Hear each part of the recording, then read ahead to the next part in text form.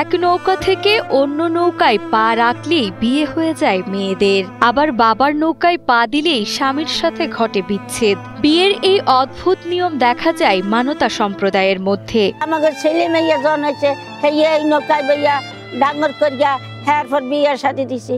ছেলে মেয়ে আমাদের নৌকায়, এই নৌকায় আমাকে জীবন যাপন কাটে, নৌকায় আমরা খাই, মানে নৌকায় আমাকে সংসার চলতে আছে অনেক কষ্টে। নদীতে জন্ম, নদীতেই বাস, তবে মৃত্যুর পর কোথায় ঠাঁই হবে এই দুশ্চিন্তায় দিন কাটে মানতা সম্প্রদায়ের। ঘর বাড়িহীন অভাবের এই জীবন মনে করিয়ে দেয় জন্ম যেন আজন্ম পাপ। আমাদের এই জন্মস্থানে হইতে আমরা নৌকায় বসবাস করি। আমাদের বাড়ি নেই, ঘর নাই, জায়গা নাই, জমিন নেই, আমরা নৌকায় থাকি, নৌকায় খাই, নৌকায় আমাদের চলাফেরা।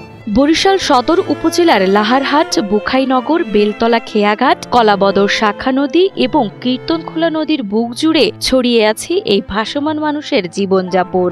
শুধু এই এলাকা নয়, পুরো বরিশাল বিভাগের বিভিন্ন ঘাট, খেয়াঘাট ও নদী পাড়ে শত শত নৌকায় গড়ে উঠেছে মানতাদের আবাস।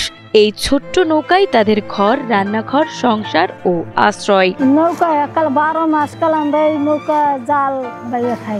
কোনো জায়গা জমিন নাই, কোনো অর্থ সম্পদ নাই, এই এর মধ্যে আমাকে নির্ভর। আমাকে বাপ চাচা সবাই নৌকার মধ্যে জায়গা পারি না, কিন্তু এত টাকা লেগে ইনকাম যা করি পেড়ে পেড়ে যায়। মাছ ধরা মানতা জনগোষ্ঠীর প্রধান পেশা, কিন্তু নদীতে মাছ কমে যাওয়ার সঙ্গে সঙ্গে বেড়েছে জীবিকার অনিশ্চয়তা। প্রাকৃতিক দুর্যোগ, স্রোতের ঝুঁকি আর প্রতিকূল পরিবেশের সঙ্গে লড়ে প্রতিদিনই বাঁচতে হয় তাদের। অনেকে বিভিন্ন এলাকার ভোটার হয়েও সুবিধা বঞ্চিত রয়ে গেছে।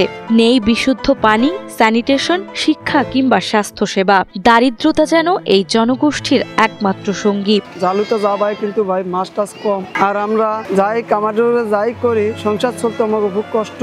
সবচেয়ে বেশি সংকটে থাকেন নারী ও শিশুরা। শিক্ষার সুযোগ না থাকায় মানতার শিশুদের বড় হওয়া মানে অধিকাংশ সময় খেলাধুলায় দিন কাটিয়ে পরে বাপ দাদার মাছ ধরা পেশায় ফিরে যাওয়া। শিশুদের ইচ্ছা থাকে পড়াশুনো করে মানুষের মতো মানুষ হওয়ার, কিন্তু সুযোগের সীমাবদ্ধতা তাদের আটকে রাখে নদীর স্রোতের জীবনেই।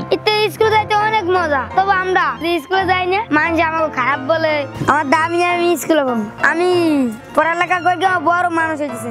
সবচেয়ে করুণ বাস্তবতা দেখা যায় মৃত্যুর পর দাফন করা নিয়ে। আগে মৃতদেহ নদীতে ভাসিয়ে দেওয়ার নিয়ম ছিল, এখন মাঝে মাঝে কোনো জমির মালিকের উদারতায় কোথাও জায়গা পাওয়া যায় দাফনের জন্য, আর না হলে মৃতদেহের স্বজনরা পড়েন মহাবিপদে। দই কেমন সুন্দর করে না করলে ভোটের কালে আমরা নাই, চিনির কালে দুলাভাই, তাই ভোটের কালে আমরা আছি, আর চিনির কালে মনে করেন দুলাভাই।